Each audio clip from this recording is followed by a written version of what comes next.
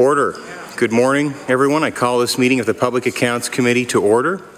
This morning we were discussing physician recruitment and retention, and we will remind everyone to put their phones on silent so we don't have interruptions.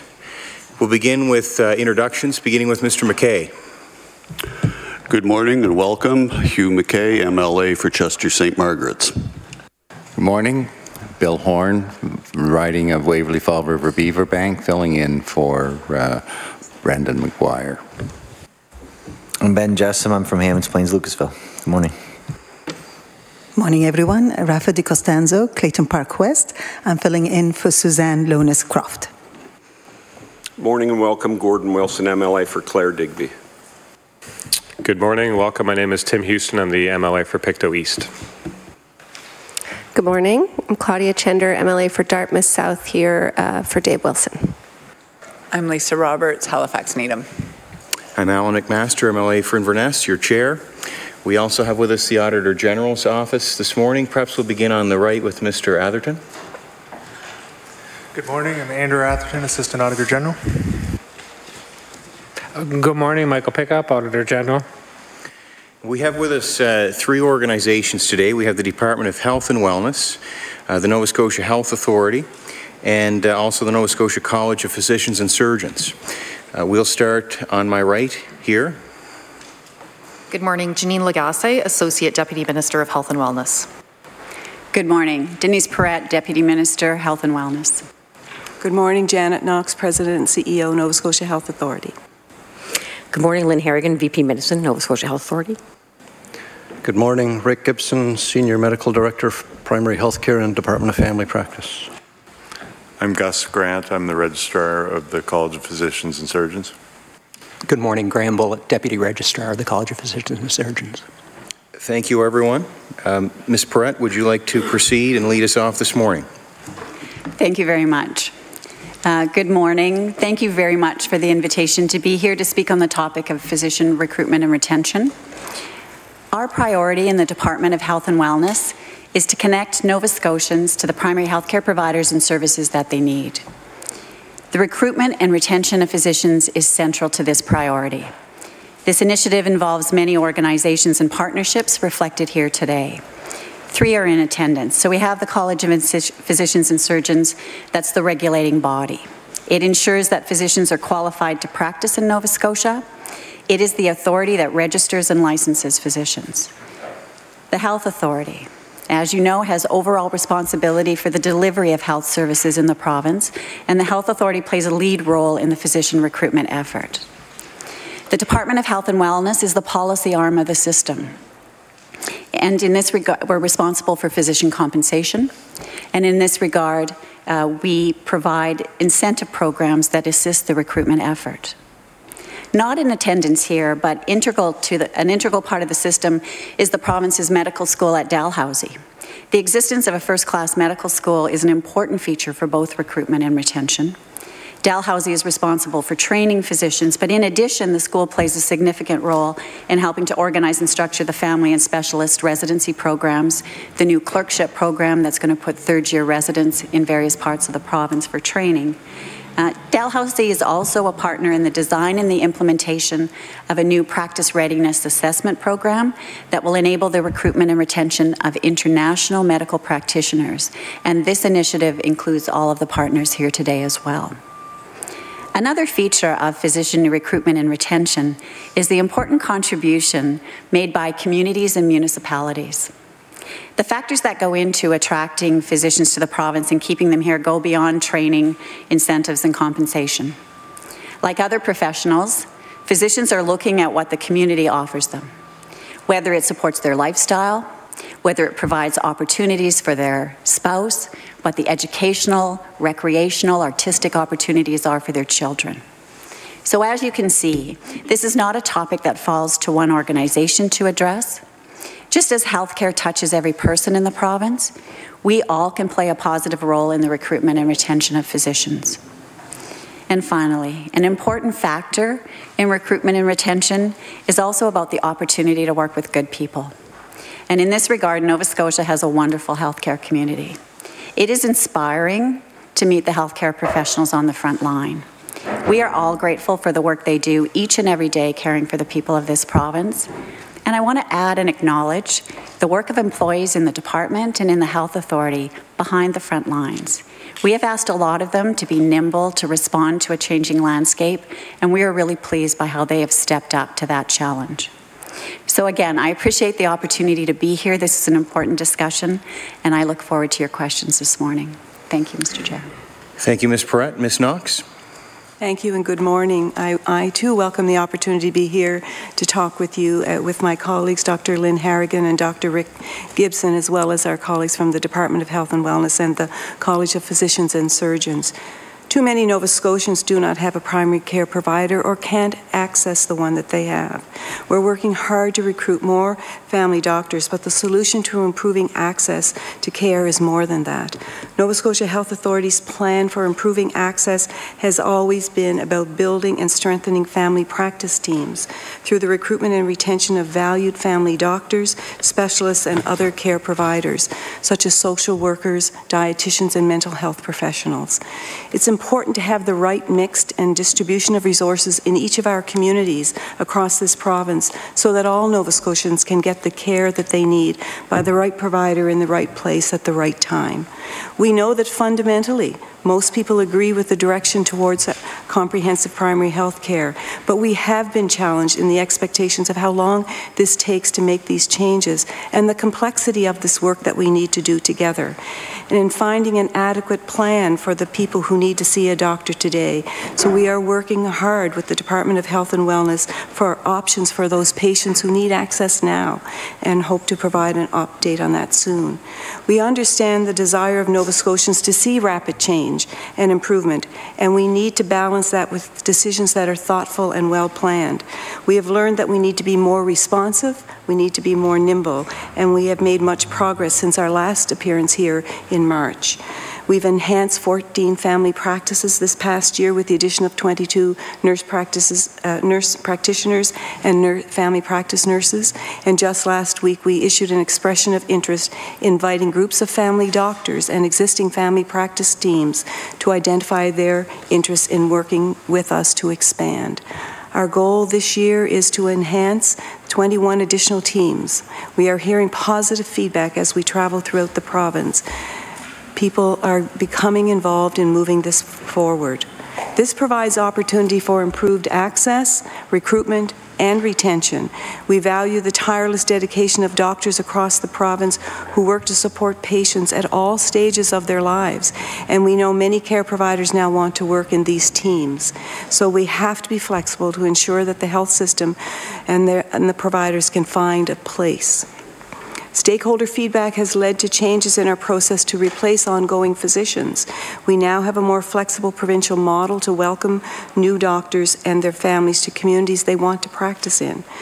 We know that the discontinuation of the clinical assessment for practice program in 2015 had an impact, and we're very pleased to be working, as the Deputy has said, with our partners to develop a replacement for that program. Recruiting physicians is high on our agenda. We have been learning about the challenges and barriers, and we've learned that we need to highlight Nova Scotia as a destination to work and to live.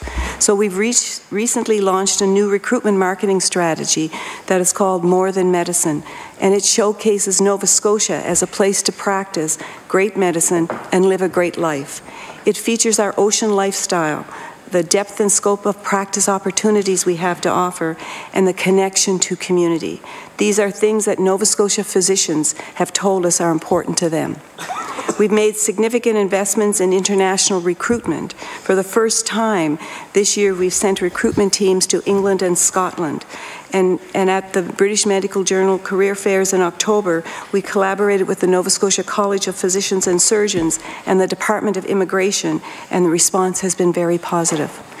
Recruitment requires many stakeholders. We have recently established a provincial recruitment advisory group to bring these stakeholders together on this high priority work. So in that group, we'll be working with the Department of Health and Wellness, College of Physicians and Surgeons, our medical school, Doctors Nova Scotia, local communities, member of the public, and most importantly, physicians themselves, to make sure we are maximizing opportunities to bring doctors to our province. Quality recruitment takes time. The investments we are making today will show results further down the road, and the progress we see today is coming from efforts that took place in previous years as well. Since April of this year, we've recruited 92 doctors who are now in the province, or soon will be, and we have accepted offers from 44 more. We are competing across Canada for this very important resource. In fact, we're competing in the world. However, the environment we are recruiting into is challenging. There are things outside of Nova Scotia Health Authority that directly impact our ability to recruit and retain physicians.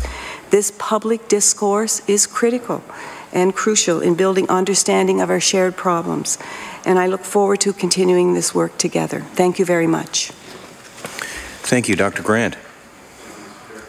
I appreciate the opportunity to appear before this committee.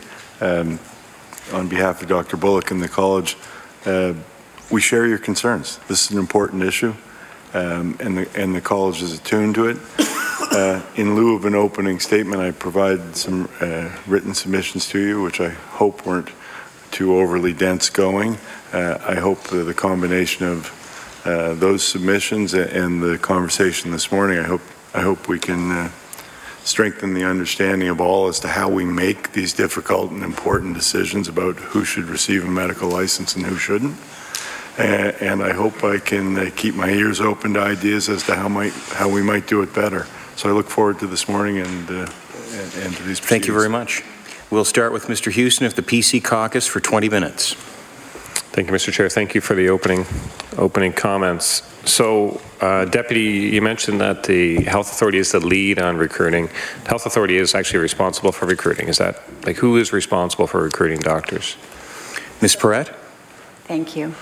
The Health Authority leads our recruitment effort, and in the context of your question, would be responsible for recruiting doctors. But as I said in my opening remarks, it's not a straight line to just a role played by one organization. There are many factors that go into recruitment, so it does require a coordinating effort, and so I think that all of our organizations play a role.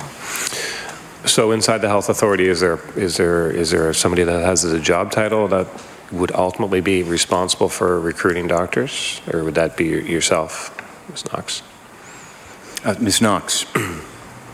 Thank you for the question. We have developed a recruitment strategy that has people defined with very defined roles, so I could ask Dr. Harrigan to outline that for you if you are interested in that. Well, the strategy, is that the more than medicine strategy? That's one part of it. Okay. So we have a comprehensive strategy, and we have a structure in place to support that strategy. And when did the comprehensive strategy, when was that kind of developed and implemented? This is over the past year. We became responsible for recruitment of physicians April 1st, 2016.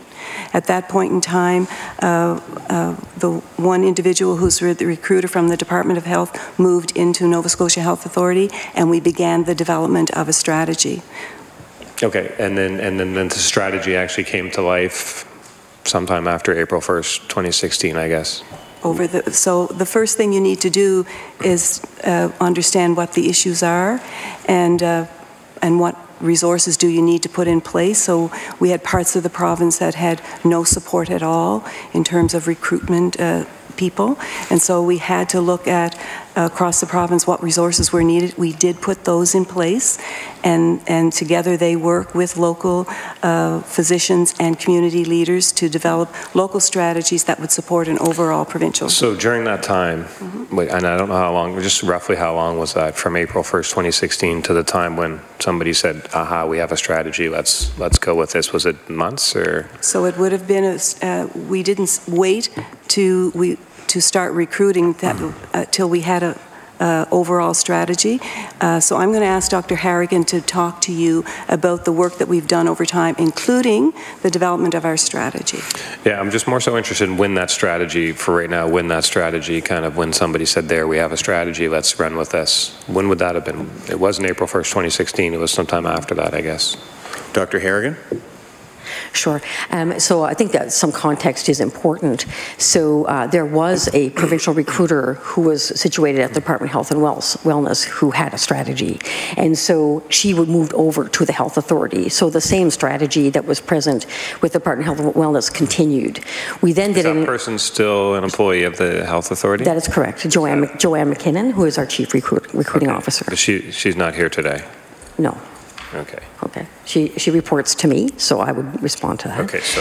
And then we did an environmental scan to see, from 9 district health authorities, what was present. Much to our shock, there was no recruiter in Capital Health Central Zone, and so we said, well, that can't happen. One of our greatest needs is family physicians in Central Zone. So we immediately put in place recruiters in each zone, set out a job description, got them together, did appropriate training for them, and got them on the ground as quickly as possible. Okay, we continued our other strategies, which requires, Just for purposes now, I'm just interested in the timeline, so. Right, so we had a strategy from the day-go. After, I think about 6 months, we sat down, we said, okay, based on, we have our people in place, we have our previous strategies in place, what in addition do we need to do? What do we need to amplify? And that's when we brought a strategy to our board to say that we needed to, number one, enhance our presence around the world. So we went the international route. We've also enhanced our presence in Ontario and Newfoundland. So April 1st, the recruiter comes over from the Department of Health to the Health Authority. Some realizations are made about some weaknesses. Some people are put in place. I heard immediately, and then I heard as soon as possible. So are we talking still in April 2016? Well, as you know, that to actually hire people takes time. So we put that in we put a proposal forward and put those people in as soon as possible, and they hit the ground running. But all the time. Happened. So I don't want to try and go around in circles here, but it's already happened. So at some point they were hired. I'm just asking when that was. I would have to get back. I don't know the exact dates of the hiring. Was it a matter of months in your? It was a matter of months, yeah. Okay, so sometime probably in the summer of 2016, the people got in place. Okay, and you mentioned in the past year there's been 92 physicians recruited. 92 physicians who are working in Nova Scotia now this year, started this year from April 1st of this year. Okay. So because there's been so much confusion over the numbers, we also have people signed to come, but we will only report people who are feet on ground, who are actually seeing patients and billing, because it creates too much confusion. So they're all family? No, 26 are family doctors and 66 are specialists. Okay, so 26 family and 66 specialists. That's correct. And then there's 44 offers. That is correct. How long would those generally take to get from an offer to a person? The entire recruitment process for something can take 3 years, but these offers are pending. We would expect them to come within the year. Okay, and how many of those are family doctors? 11. 11. Okay, so the rest are specialists. Yeah. Okay. So what would you say is the success rate in recruiting going from an offer to a person ultimately turning up here to practice? It can vary. These are accepted offers. The ones that they're accepted, so they are coming. They're just not here yet. So that 11 so the answer would be 100%. Well, those are accepted offers. Pending offers, they're not all accepted. I would say probably about 60% of our offers are accepted, but these ones have been accepted, so these people are coming. Okay, when? I don't have the exact dates, and that's why they all start at different times, and until they're feet on the ground and actually working, they will not appear in our overall stats. Okay. So as to not create any confusion. Okay, so what is there, so accepted offer, no more hurdles? That's correct. Not with the registrar, nothing, they're coming, those have all been cleared, okay. And that could take months, it could take years, how long could that take? Really depends where they come from. You know, if you're talking someone from Great Britain, for instance, we have immigration hurdles, we have licensing hurdles, so those would take longer as a rule. So there are hurdles then? Not after they're accepted, but to get them accepted. Yeah, but from the accepted offer. So I'm really interested in I want to come back to the 26 and I want to come back to the 11, but for now the 11 family doctors. Yep. Accepted offers. Right. Do you have a notice to when they're coming? Maybe even just don't tell me their names, but I don't have that data. I could get it for you. Most of them are in residency right now. So my presumption is they're going to be starting in the summer. Okay. These are finishing residents. Okay, finishing residents. Okay. So how do you measure whether the recruitment strategy is successful? Do you have a benchmark? How many? So 92 this year, and I'd put that down into 2 buckets. One being specialists and one being Yeah, and that's 92 to date. That's not to the end of the fiscal year. Okay, so what's your goal for the fiscal year? Our goal is 100 doctors. We're just about to exceed that goal. But I would say that from a primary care perspective, we don't say, oh, we got 50 family doctors and now we're stopping.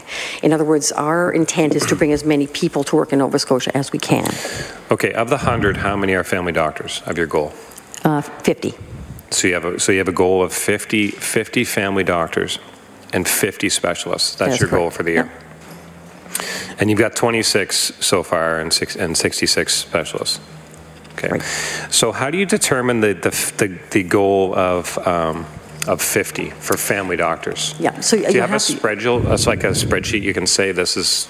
Yeah. A lot of it is based on physician resource planning, which is quite a complex tool, but it's based on when physicians are retiring, the age of practice, male versus female type of practice, and it predicts based on that and based on the type of practice that's being done that you would need approximately 50 family doctors. So we use that as a point of data, but again, we also use our data of where people need family doctors and continually recruit there. So it's a target, but it's not an end point. Okay. Right. How many people in Nova Scotia need a family doctor right now?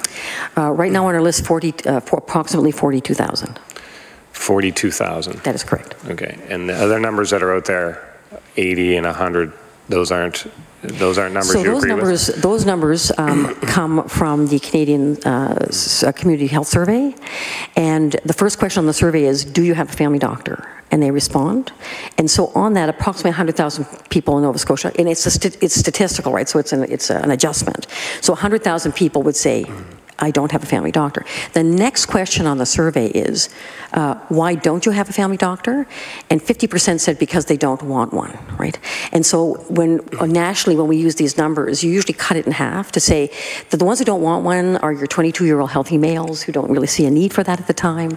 And so, so the ones that really need family doctors are probably half that. So our 42,000 is probably pretty close to the people who are looking for family doctors. And the value of that database is that those are real people with postal codes. They're people we can pick up the phone and say, hey, we found a doctor for you. Whereas the national number is a statistic, and so we can't really find those people. So it's a value for us. Okay. For instance, like Halifax has approximately 20,000 people on that list. That is very unusual. In the past, doctors flock to the city. So we will change our recruitment strategies. We will change our incentive programs based on the information that we receive from this database, which we would not have known otherwise. So would it be your position, and I guess it's maybe the department's position, I don't know, that there are 100,000 people in Nova Scotia that need a doctor, but there's only half of that number that wants one? Ms. Perret? That's an important distinction for me. Thank you for the question. We monitor the statistics. So I think the important point that Dr. Harrigan made is that there's a comprehensive effort that goes into physician resource planning. So both Stats Canada, the Canadian Institute of Health Information, and the Community Survey have all for a number of years indicated for Canada that only 85% of Canadians have a family physician, and I think the question has changed to a primary health care provider now, and Nova Scotia has been above that at around 90%. So it's a number to track.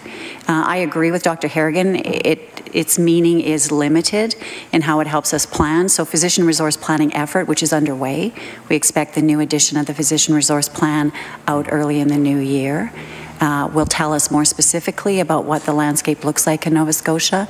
And there is no question that having the 811 list and the data that list provides is a real boon to planning on the recruitment front. So it's kind of an important, this is the first time I've heard this distinction, that there are really 100,000 Nova Scotians without a doctor, but the number of 42 is, I'd say those are probably people who are actually actively seeking a doctor, right? In like a real sense of urgency to find a doctor. And that's the problem, is it not? Like, it's not as simple as saying, well, there's 100,000 people that don't have a doctor, but half of them don't care. Because tomorrow they might care, and they don't have a doctor tomorrow. So that's, so I would be more comfortable trying to work to address the issue of 100,000 people not having a doctor than say, well, it's really 42. Do you see what I mean? Like, might not be articulating the importance of this point, but I don't want anybody to minimize the importance of the point that there's 100,000 people without a doctor, right? So an important question, and I am appreciative of the opportunity to clarify. We know that there are 42,000 people actively seeking a physician according to the 811 data. We care deeply about that number. We are focused on that number. It's job one for us. Okay. How many doctors are currently practicing in Nova Scotia? Family doctors actually seeing patients?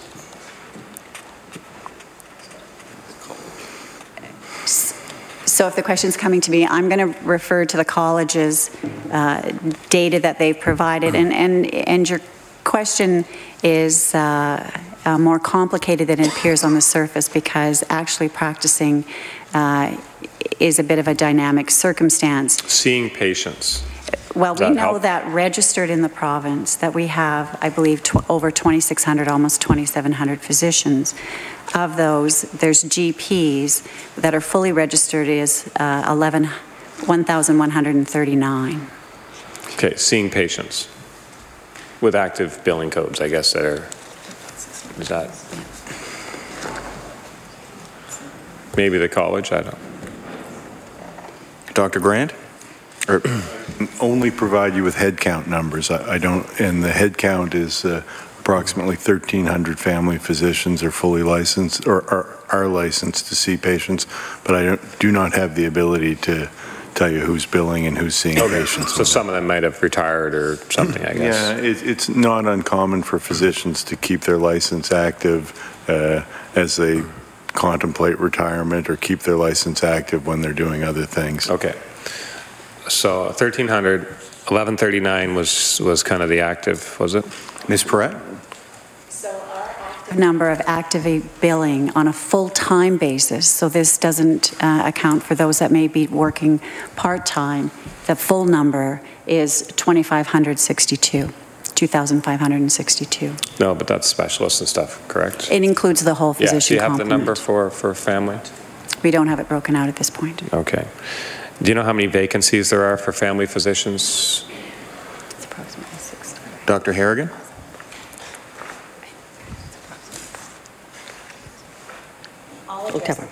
Okay, go ahead. Ms. Perret? I believe the number is approximately 60 vacancies, yes. Okay. So there's 60 vacancies. The goal for this year is to fill 50 of those. Is that a fair summary? So based on physician resource planning, the goal has been, and again, we're updating the plan early in the new year, 100 physician recruitment, approximately 50-50 split. But as the health authority has commented, dynamic landscape, and we're trying to be nimble here. So we've done a couple of things. We have a long-standing replacement committee that looks at those 60 vacancies. We've made that committee a much more flexible committee. It used to look at replacement in the location where the vacancy arose. We now, in order to accommodate physician preference and to be as competitive as possible, we're looking at vacancies province-wide and moving as nimbly as possible to allot them province-wide. We have also added a new committee to add positions to the mix. So we're not restricted to the 60 vacancies. We have a new MD committee. It has representatives that are sitting here. It includes Doctors Nova Scotia. They have a priority setting committee and a funding committee. And the work of that committee has just gotten underway. Okay, 60 family physician vacancies, so that's the number? Plus any that are determined by the priority committee in the new MD process. So 60 plus. The target for this year was 50. Yeah. Dr. Harrigan? Yeah, that's why I hate using numbers. We will get as many doctors as we can. I will take 100 family doctors, right? We're saying 50 is a reasonable target based on the physician resource plan, but that is not going to stop us. We're not going to sit back and say, oh, we have 50, let's pat ourselves on the back and move on. We are aware of these vacancy numbers. We are working hard to get as many physicians as we can in this province. And so, and what we know also is pending vacancies. So we're not only tracking current vacancies, and some of these are many years old, right? We're tracking the people who are retiring. That is so helpful to us because we can plan, and we know that a substantial number of doctors are coming down the pipe. This number will remain between 55 and 60 for some time as more people retire and we bring more people in. So we're trying to gain traction and but 60, 70, we will take as many doctors as we can. Yeah, but there's 60 vacancies right now. Some of those vacancies are years old, right? Yeah. So, yeah. And some of those, and I just want to, you said there's a committee that's not looking at necessarily at where the vacancy was generated. So a community loses a doctor. It's a factor in whether or not it's where the doctor comes from, but it's not, because you mentioned the province-wide. So when I hear that community one loses a doctor, they're not necessarily getting it back because you're looking at a province-wide. That's kind of what I took that from what you said. Maybe I shouldn't have. Ms. Perret? The opportunity to clarify. So that community that needs one doctor or more than one doctor is still on the books as having that shift in resource load. But what I am emphasizing, and this was an important issue a couple months ago, is we want to make sure that we are competitive in the recruitment sphere. We want to accommodate the location decisions of doctors. We want to ensure that they are practicing where and how they want to practice to the maximum extent. And so having flexibility on the recruitment process was a key part of enabling that to happen. Okay, so just as I wrap up my section here, there's currently 60 vacancies, 26 have been filled. Or no, I guess the 60 are still vacant even though the 26 came, right? Dr. Harrigan? This is a moving number. It changes every month. As someone comes in, the vacancy number goes down. As people retire, the vacancy number goes up. Yeah, we're going to get to that, but I want to know where we're at right now. As so of there's December 60 1st, vacancies today. That's correct. And the 26 that we talked about in the 92, they're already here, so the 60 vacancies still exist. That is correct. And we have 11 that might come and fill them. 11 will be coming to fill those. Okay, so there's 49 other vacancies to be dealt with as we sit here today. Okay. Okay. Thank you. Order. Time has expired. We'll move to the NDP Caucus and Ms. Roberts. Thank you very much. And thank you to you all for your presentations. I was very interested to find on the NSHA website yesterday a list of, I think I counted 49 collaborative practice teams that are in existence in some form. And I would like to clarify with you, because we've been hearing about these collaborative practices now called, I think, collaborative family practices, which is a slight shift in language. How many of these teams are in full existence and operation? Ms. Knox? Thank you for that question. So what we would say, I'll just say a couple of things before I ask Dr. Gibson to talk about their work with the teams. You're absolutely correct. We have about 50 teams across the province, and they are in various stages of development. Some would be groups of physicians working in the same facility, but not necessarily full collaboration or of different members of the team. So I'll ask Dr. Gibson to talk about their work with the teams across the province. Dr. Gibson? So exactly that. The teams as we envision them would include physicians, nurse practitioners, nurses, other team members according to the needs of the community. So that's a target that we're working towards over time, but you don't sort of realize that on day one. So the list of teams that you've got are teams that are up, they exist, they have the mix of providers that are on the list, but they're not what we'd envision in the future in terms of the fully formed list. We're continuing to work with those teams to sort of build their collaborative work, to add team members over time as the teams evolve, so that they become more fully functioning teams over time. And as we're enhancing the teams that already exist, then we are starting new teams, and those teams will grow over time. So we started new teams last year, we're starting new teams again this year, and we've just put out the expression of interest for new teams to start building next year.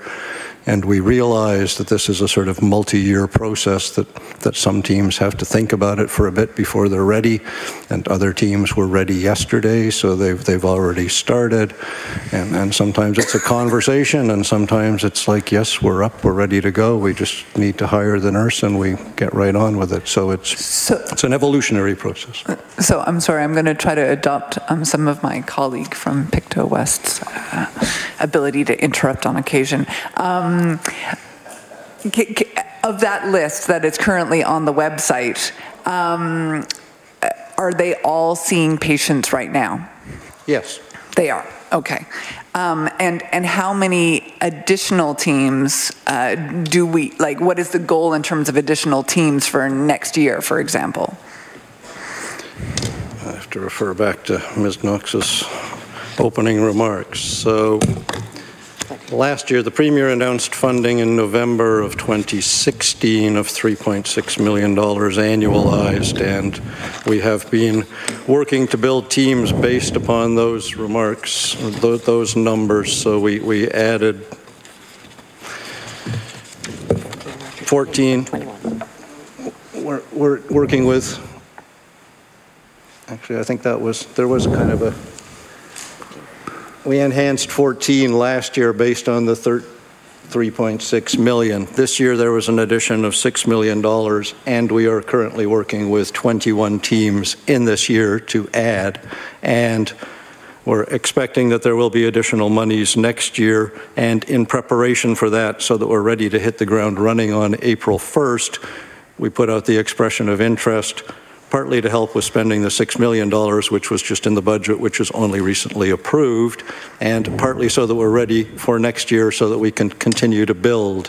So we worked with 14 last year, we're working with at least 21 additional to the 14 right now, and we're anticipating adding more next year. So I recognize some of the teams that are on the list, and a number of them have been in operation as collaborative practices for more than 5 years. So this does not necessarily reflect new investment or new work, but are you enhancing the existing teams as well? Yes, we are. Okay. I had the opportunity just on my way into the meeting to speak with a manager of the Clare Health Centre in Meteghan Centre. And one thing that I learned from that conversation is that the municipality of Clare, I think I'm getting the name of the municipality right, I don't believe it's the municipality of Meteghan, I think it's Clare, underwrites that clinic to the tune of $150,000 a year to cover administration and building and all of those elements that make it an attractive, easy to work in collaborative practice with currently sounds like an excellent provision of service to patients. Just really quickly in a phone call, six doctors, some of them on alternative payment plans, some of them on fee-for-service, rotating on-call duty, including Saturdays, providing walk-in clinics for patients who are orphaned. Awesome service, $150,000 underwritten by the municipality. Is that what the province is prepared to do with existing collaborative teams and existing, in particular, community health centres? I can make a start on that, and then if you're asking what the province intends to do, that would be somebody else. But there are a wide range of funding models for family practices and collaborative teams across the province, so that you've got situations in which the physicians are paid fee-for-service, own and operate or rent and operate the facility, hire the staff, pay for the phones, etc. So they're financed by the physicians from their fee-for-service billings. We have other situations in which the health authority runs the clinic and the physicians pay overhead to the clinic. We have other situations in which there is maybe a not-for-profit entity that runs the clinic with funding from the Department of Health and or the Health Authority. A North End Community Health Centre would be an example. And we have examples of clinics around the province where a community owns and operates the facility and may have chosen to subsidize the operations or the construction or something else in some measure. So there's nothing wrong with any of those models. Each of those models works well in the particular context. We're welcome to any or all models that work. And going forward, we're open to conversations with communities and others about, what's the model that works and how do we go ahead. Maybe I'll ask Ms. Perret if she could comment a bit on this, because I have heard some concerning stories about Nova Scotians who have been prevented from contributing to the work of community health centres by the department. 2 cases in particular, the Rawdon Hills Community Health Centre, which, here's a community that fundraised for a decade, organized, moved into a community health center that they built, and then the department moved the physician to another location, and the whole thing was shut down and lost additional services that were associated with that. And my understanding is that a citizen-led initiative to bring a community health center to the Dartmouth North community is being told that a community health center is not one of the options that they may consider. A collaborative health team, yes, but a community health center with a board where the board actually has some role in determining what the provision of services would be, that is not something that the department would support. Can I get some comment from you on, because I was very interested to hear in your opening comments some acknowledgement of the really massive contribution that Nova Scotian communities have made to the development of some community practices. Ms. Perret. Thank you for the question. I think this is an important discussion and important to understand. So I would start by saying that the department doesn't make the decisions that you're referring to. We don't relocate a physician.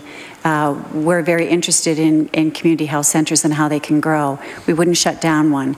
So what you're seeing is some of the effort to stand up centers or to support centers, and just some of the issues that become very specific and particular to the circumstances of a case. So sometimes you have to go much farther down in the weeds to understand what's going on. But just as you stated the question, those aren't decisions the department makes. I do want to add that I think it would be wrong, and I'm very pleased that it's not the case in this province, that we that the approach is a one-size-fits-all. Communities know their communities best. Communities are interested in playing a role in healthcare. They're interested in this recruitment. We see a lot of appetite. I know that the Organization of Municipalities is really stepping up with some positive questions on that front as how they can play that role. So I do want to reinforce the message. It's a team sport, and we're very interested in ideas and ways we can help. And if we hit bumps, we want to understand what the bump is, and our commitment is to move as flexibly as possible to overcome those things. Thank you. Okay, well, I'm going to give myself a bit of a break for not always understanding what is the department and what is the Nova Scotia Health Authority. From my conversations with people in the system, often they are confused as well. Can I ask specifically, when you talk about being nimble, does that nimbleness include the ability, so for example, we have these vacancies. Those vacancies are anticipated to be for doctors who would bill the province through fee-for-service. If we're not able to, no, Lynn Harrigan is shaking her head at me. Okay, I'm going to rephrase my question. So we have a vacancy, and we would hope that someone would come and see patients and bill. Is there money left over in the budget if those vacancies are not filled? That's question one. And if that money is left over, is there the ability to shift that money from fee-for-service physician funding to, for example, alternative payment plan, looking at a nurse practitioner in a community where there is no ability, or where there hasn't been success at recruitment? Ms. Perret? So the short answer is quite simply yes, absolutely. The nimbleness includes that. Okay. Of the 90 physicians who have been recruited successfully this year, does that number include locums? Dr. Harrigan? There's a lot of people Dr. over Harrigan? there. Oh, sorry. No. It does not. Okay. I'd like to ask a few questions to Dr. Grant. Thank you for your written submission.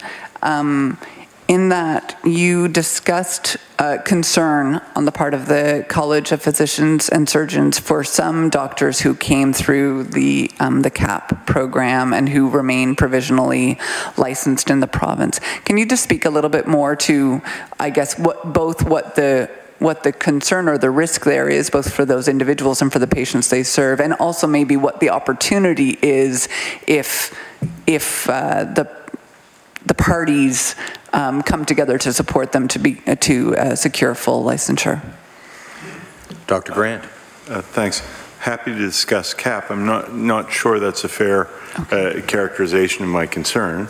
The CAP was a cutting-edge program for its day that the college developed on its own to try and identify international medical graduates who might be appropriate for licensure. And as I say, it was cutting edge for its day.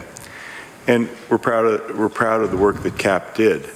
But while we were running CAP, this college was at national tables trying to figure out how best to identify international medical graduates whose training might be different than Canadians and who could meet the standard of care we want.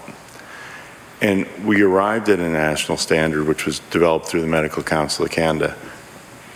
We then looked at CAP and said, is it meeting the national standard? And we realized it really wasn't in many regards. It was falling short of the standard that we'd endorsed and developed.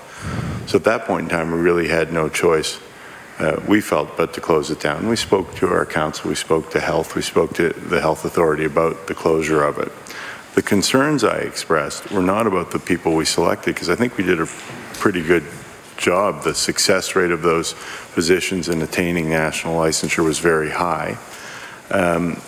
My concern was about our confidence that CAP, as it was constructed, could continue to select appropriate international medical graduates, particularly given that we saw where it was falling short of national standards. So that was the concern. It wasn't about the selected physicians. And so for the 16, as I understand it, I was trying to follow the numbers as you broke them down. There are 16, as I understand it, maybe, I don't know if they would be called graduates of CAP, but 16 doctors seeing patients currently who continue to have a defined license. Is there a clock ticking for them to achieve full licensure? And is there, I think right now in Nova Scotia, 16 doctors are a significant resource. 16 doctors in hand and in place and already seeing patients are a whole lot more valuable than 16, even accepted offers out there in the world where you're not sure when they're going to be realized. So what do we need to do, and how confident are you that they will be able to continue seeing patients?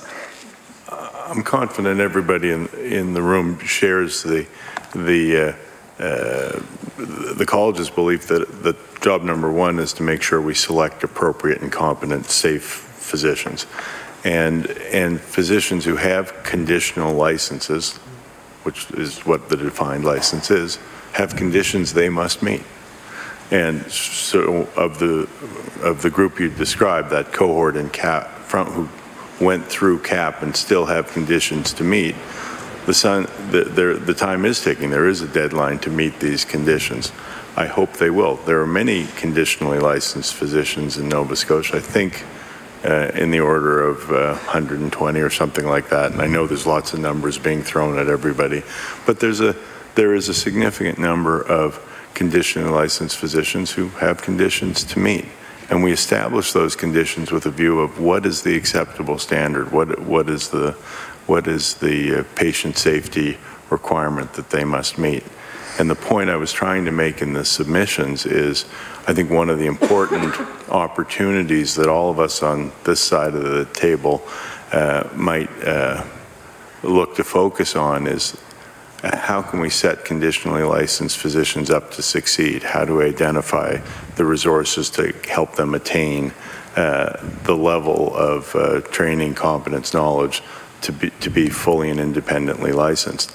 And it's extraordinarily tough if you're an international medical graduate coming from a different part of the world to come to an underserviced area, work very, very hard. It's hard to find that extra time to study. Okay, thank you. I'm aware of the clock ticking down on my own time, and I wanted to ask another question, and I'm not sure to which of you this is best addressed, but I am aware of multiple clinics that serve a great number of patients in my constituency, which are clinics where multiple doctors share administrative staff, where they lease space together, but they don't fit in the model. They are not by their nature collaborative clinics, but perhaps they could become them again with investment from the department. For example, in a family practice nurse or another health professional paid for by the department, instead of having that burden on the doctors needing to bill more when they're already going very, very hard. Are we looking at that as we move to increase this list of collaborative clinics and also work with what we've got to get where we want to go? Ms. Knox? Thank you for that. Absolutely, yes. So as Dr. Gibson has described, our focus is on enhancing the current teams that we have, developing new teams, and staying focused on areas of the province where we know patients do not have access. So absolutely. And I guess my last question, as my seconds tick down, is I hope that message can get across effectively to the doctors of Nova Scotia, because certainly I've had a number of conversations over the past year where there's not a sense that their current work in an old model is valued, and that they are seen as being valuable as we move to shift to a new model. I think there's been great evidence of a lack of trust and a sense that they are invited truly to collaborate where there's multiple parties bringing value to that conversation. Thank you. The time is just about to expire. We'll move to Mr. Wilson of the Liberal Party. Thank you very much, Mr. Chair. And just to start, certainly I would like to thank all of our witnesses for being here. This is an opportunity, I think, is from my perspective, that's what I love about public accounts. It's a place to learn. It's a place to get facts out and truly, in a very complicated world that we live in doctor recruitment, this is a real opportunity, and I thank you all for being there. And I'd be remiss if I didn't also take this opportunity to thank all of our frontline workers, as was mentioned, in healthcare. We do have a lot of extremely good people out there every day working for Nova Scotians. And I'd like to thank my colleagues for the questions to date here. I think you can easily see that each and every one of us in this room wants the same thing, and that's more access to doctors. And in a complicated landscape that's changed dramatically in the last 4 years, I think it's just an opportunity to learn what those challenges are. So to start off with, I think in saying that we have 3 different entities here, and we've also noted Dalhousie University, that it takes a lot when we try to ask, who's responsible for recruiting. I think it was one of the first questions. It's very easy to see that it takes a lot, an awful lot. And I think that's my experience that I've seen. I cannot underestimate or understate the importance of the communities. And that's what I truly would like to ask. How can we better engage?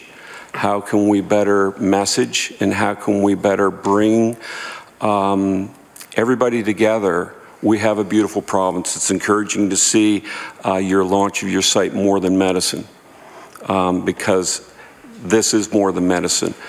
We're only talking about recruiting here, and I've heard most of the questions around that, but retention is extremely important. My community has no problem recruiting doctors. We've seen 10 doctors come and 10 doctors go. So let's ask those questions. That is the foundation, I think, of truly getting us out of this cycle. So to that, I would like to ask, I'm not sure who would like to answer it, on how do we better engage our communities and work with them? Ms. Knox. I'm going to start. Mr. Wilson, thank you very much for your comments, and you really have hit home in terms of what this is all about. This is about Nova Scotia welcoming new practitioners to our province and welcoming them in a way that they can become part of our province. So what we have learned in the past 10 years is the importance of really creating that focus on multi-stakeholders coming together to help newcomers understand what all our province has to offer. So we are making a very distinct effort in our zones to have our leaders talk with municipal leaders. I myself, as I travel around the province, always make sure I step in and talk to mayors and wardens and leaders in local community and talk about our priorities together, but hear what is important to them in terms of what their participation can be. And bringing together, Dr. Harrigan will talk about our recruitment strategy, in which the real importance is at the local level that the recruitment team is reflective of the community, the practitioners, the patients, the leaders in the community, and really be talking about how we together can create the place where that new practitioner wants to be and wants to stay. And so if I could, I would ask Dr. Harrigan to talk about some of our specific strategies and where we've seen some success. Yes, I did have questions, and I know that you didn't get a chance to finish all your answers on strategy, so please, that does feed in perfectly to my second questions around strategy, and how does the strategies tie into that? Dr. Harrigan. So, as you recall, what we found from our marketing firm is that, you know, the East Coast lifestyle is important, but community connectedness is as important, and working with a community of physicians is equally as important. And that's what differentiates Nova Scotia from everybody else. And so that's what we have to push forward. We've had, you know, small examples of where really hard work with us and the community has worked well, and I would use Digby as an example, where we had every member of the community sitting around a table with physicians, the health authority, and really making a difference for that community. We've looked across the country as to what's been successful, and what we found through Health Match British Columbia is something called red carpet communities, and they have been extraordinarily successful with red carpet communities actually developing a program to welcome, mentor, and support physicians in their community. And so at our multi-stakeholder physician recruitment advisory committee, this is something we want to investigate and make more formal. So we have it informally on the ground, but I think it's something to make formal on the ground, because I think that they have been extraordinarily successful in British Columbia with that. Some of the physicians have gone only because of the welcoming community, and that's something we want to look into. Thank you. So interesting that you do mention other provinces. And I know, again, you know, we all know we're competing right across Canada for doctors, and it is, we're not alone. And I tell my colleagues within other communities in Nova Scotia, you're not alone.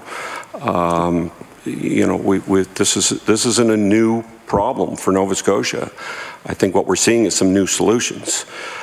In saying that, can you, I'm not sure whether it would be the deputy or who, can give us an idea of what that competition is across Canada in relationship to, we're not the only province facing this problem, and can you give us some idea of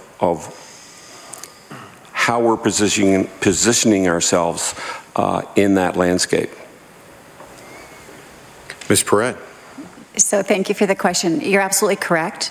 The landscape across the country reflects much the same story as Nova Scotia, with some exceptions, because there are certain advantages that this province has that other provinces don't have.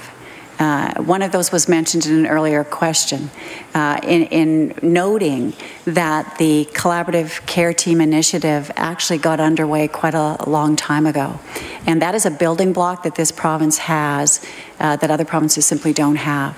So there is a foundational element. There's an understanding of collaborative care to really build upon, and that's been strong. There's other elements here that are attractive. It is an advantage to have a provincial platform in one health authority, and so those are aspects that help us be more nimble, so that we can keep an eye on the competition across the province and we can respond to it as quickly as possible. I think that further to your question, I would ask the health authority to comment. Dr. Harrigan.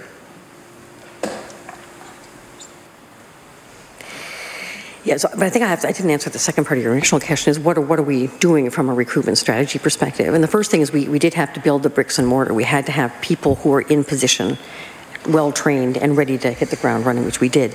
The second thing, as you said, is where do we go for recruitment? We go to a lot of local recruitment fairs. We go to outside Quebec. We've expanded that. We're now going to Ontario, and we're going to all the medical schools in Ontario and in Newfoundland, because traditionally a lot of those doctors come to Nova Scotia, so we're going to actively go to those medical campuses and say, come work in Nova Scotia because it's a lovely place to live.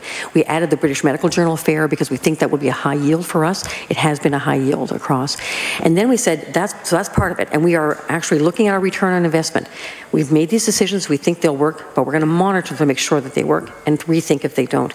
And the third is, how do we support physicians that we bring into place and come into place? And that's about community mentorship, that's about physician mentorship, that's about building a relationship within the community. So those are our three pillars that we're promoting for that.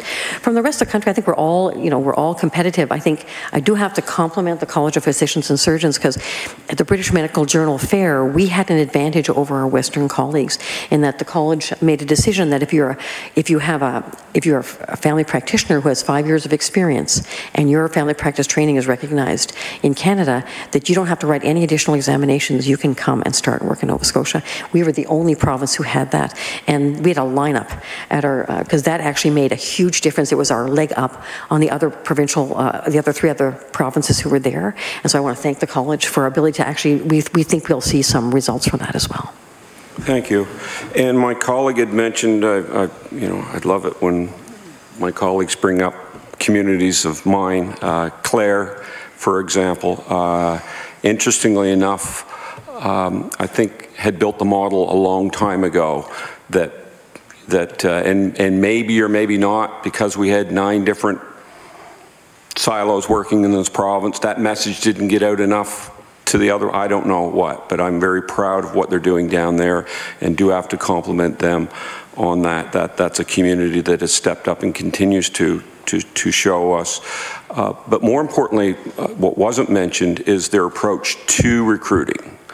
Their approach to, when I talk about retention and how we have to have a community involved to retain, it's equally important to have a community involved in recruiting.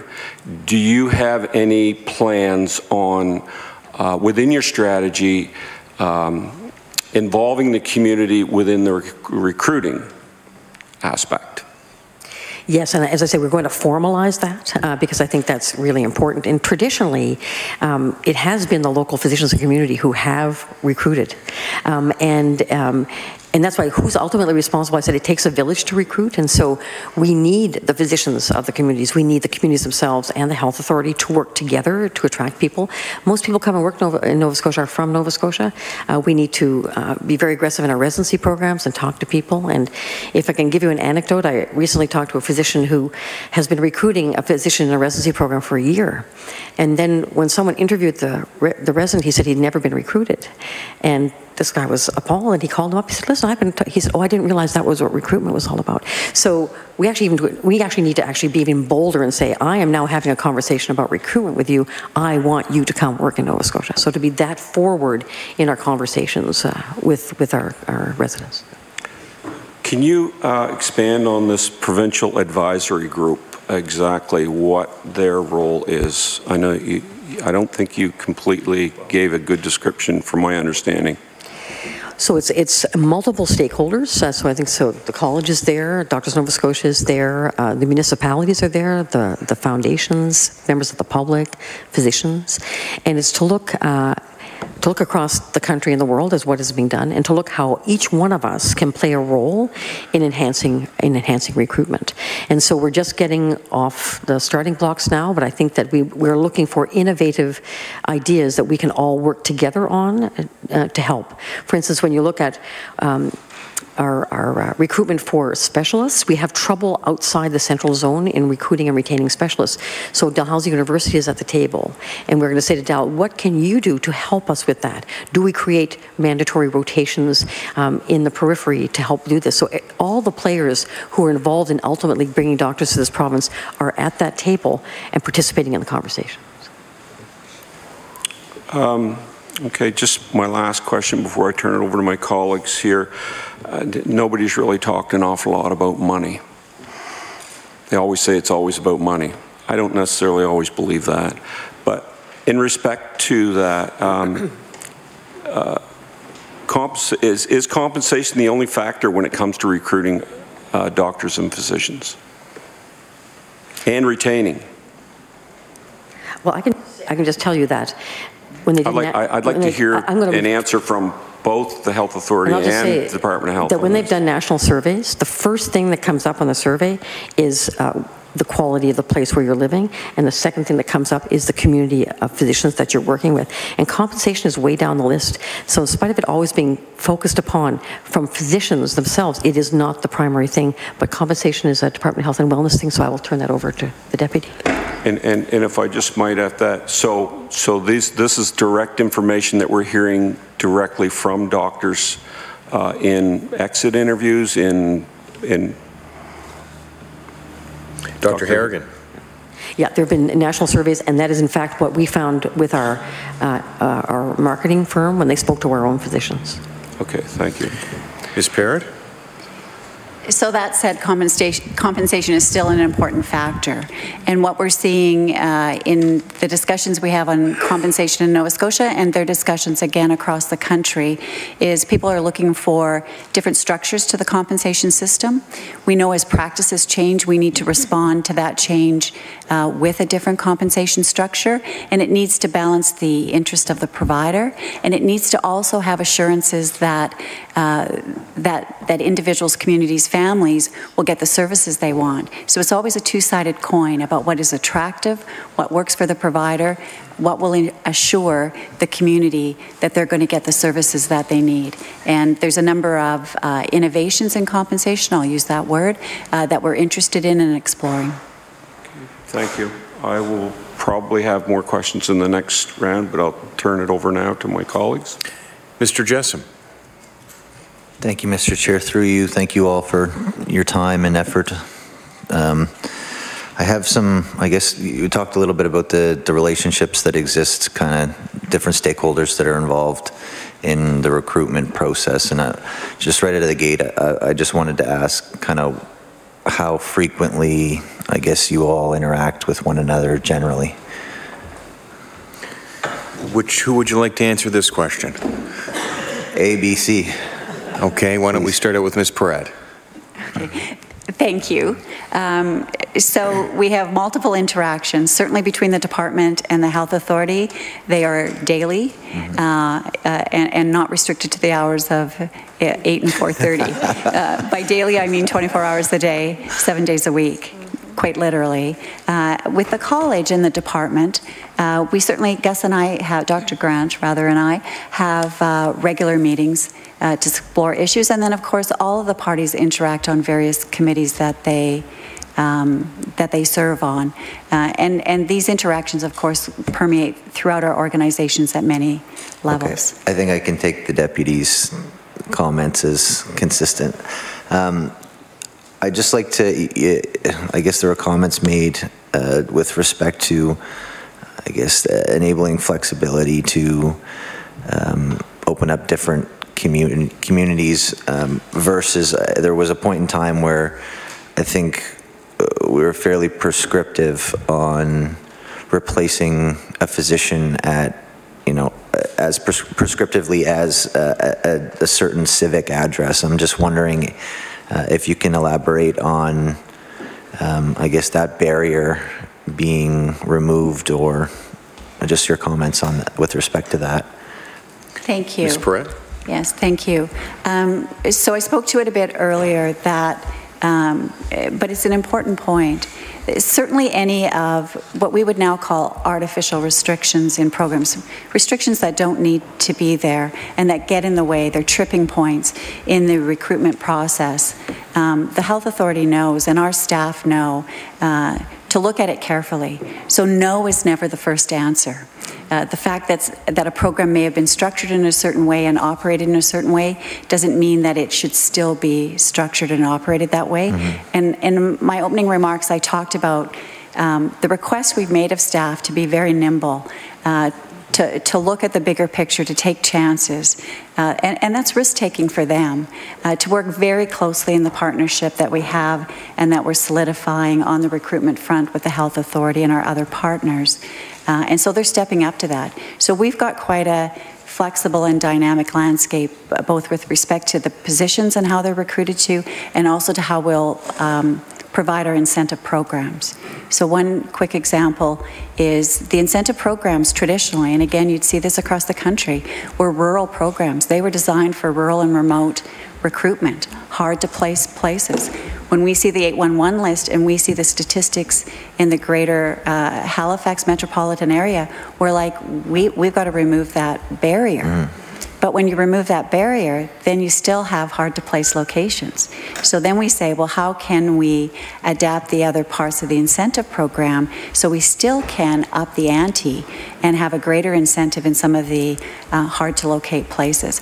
And so that's what I mean by dynamic, flexible, having the highest degree of agility that is possible. Thank you for that response. How do you, I guess I'm, 1 minute, okay. How do you see the private sector playing a role in establishing clinics? You referenced different funding models to set up practices in Community X. How does the private sector play a role in development of a practice? So that's an interesting question, and I'll give a try at it, sort of two parts to it. One, physicians in large part are the private sector, and so our locational decisions to maximize their ability to locate where they want to and accommodate their interests is part of what we've tried to reinforce in flexibility. There are... Order. I'm sorry, time has expired. We'll move back to the PC Caucus and Mr. Houston for 14 minutes. Thank you. Thank you. I do want to talk about retention to start off. I'm curious, we try to talk about how many actually billing family doctors there are in the province, and I think it was 1139, but we're going to get the actual, we didn't have the actual number here, right, today, but we're going to get it. Okay, what is that number? Ms. Perret? So I gave you the number of actual billing full-time physicians at 2,662. 25. Sorry. 2562. 2,562. Of those, 1,092 are billing family practitioners. Okay. So of the 1,092, do you have an average age? Would you know the average age of those 1,092? So I don't have a specific answer on that for you today. My understanding, and we can follow up with you on that, is that the work being done in the physician resource planning process that's underway under Dr. Wilson is has the demographic breakout in his look, because it looks at what the retiring physician population is and when we can expect physicians to be exiting the system for retirement. Would you say, yeah, thank you, it's an important piece of information in this whole thing around retention is the anticipated retirements. That's a number that you don't have but somebody else has, anticipated retirements? So I don't have it here today. The physician resource planning group will have that number and we'll be looking at those demographics. Do you happen to know, just is it your sense that we have kind of an older physician population than other areas of Canada, or not older, or do you have any sense as to whether we're going to get hit with a disproportionate number of retirements? So my sense, without looking at the statistics, is to be honest, anecdotal, so thin ice. Some of the statistics I've seen about the aging physician population and retirement isn't that different than some of the stats across the country. And I think there's actually an article in the Globe and Mail on BC today, and I was surprised at the size of their aging physician population, which seemed higher than stats I'd seen. But I am speaking anecdotally. Would it be fair to say that older physicians have more patients than younger physicians? It would be fair to say that the practice, particularly in family medicine, is changing. That's a good thing in many respects, because we know from population statistics that we haven't been getting the best outcomes entirely in our healthcare system. We want to improve health outcomes, and the collaborative care practices are evidence-based, shown to prove, have shown to improve population health outcomes. So as the physician population changes in age, in the manner that they want to practice, including collaborative practices, and sometimes by not having a single focus on a practice. They might not want to be a family practitioner full-time. They might want to vary that with other parts of practice. It's certainly something that's on people's minds. As I know in my community, there's quite a few doctors that are nearing retirement age. I'm worried about how they're going to get replaced. I don't want to put words in your mouth, but it did sound like the older physicians may have more patients, but the outcomes might not be that good. So thank you that you let me clarify. I think generally speaking, and it's a generalization, that family practitioners carried larger patient loads traditionally than they do now. Okay. But qualification, that's when you look at it from a family practitioner, a physician perspective. When you add the collaborative team to the mix, you increase the patient load that's carried by the clinic, and the evidence would say that the care and attention given to the management of chronic diseases, for example, actually improves health outcomes. So generally speaking, that we're moving in the right direction. Okay. Is Nova Scotia a happy place to be a doctor?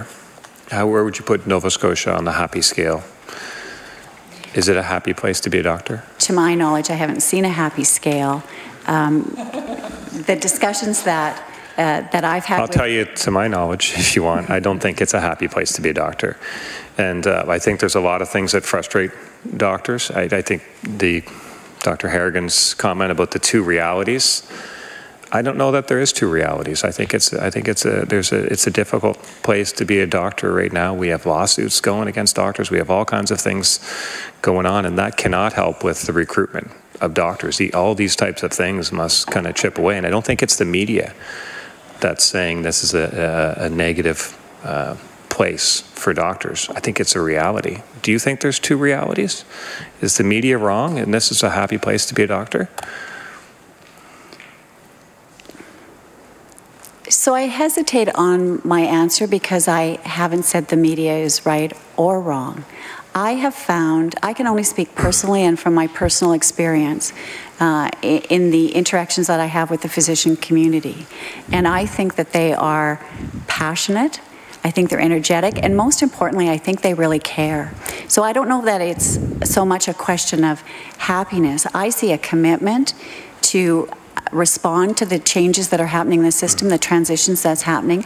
They have great ideas, and they are engaging in the best ways that they know how, and they bring forward really good ideas. So I think there's a dynamic going on that, generally speaking, is really positive and has a really good energy to it.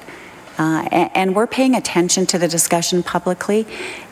Any transition is difficult. Any transition requires a high degree of change management and can be bumpy. And loud voices don't necessarily mean that there's a problem that can't be fixed. Loud voices sometimes really focus you on where you need to change something, and they help us. They're actually inspiring us to be nimble, to be more agile, to take risks, because in doing that, we know we won't always get it right and we're going to have to course correct.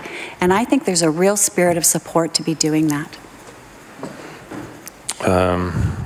There are always loud voices. There are a great number of quiet voices on this situation. And one doctor said to me that the extent of the recruitment or the retention exercise from their perspective was that they get a new contract put in front of them once in a while and say, sign this. So I'll leave that with you to consider, unless you want to expand on the retention efforts, because communities are a part of it. Sure, that's nice to say communities should be a part of it. Government is also a part of it, and we're here today, and I don't know that if I wanted to leave here today with a good grasp that the need is understood, and then that there's a plan to address the need. I don't have that just yet. I don't know that the need is properly understood because there's 100,000 people that don't have a doctor. And okay, maybe half of them said they're not even looking for one, but they might be tomorrow.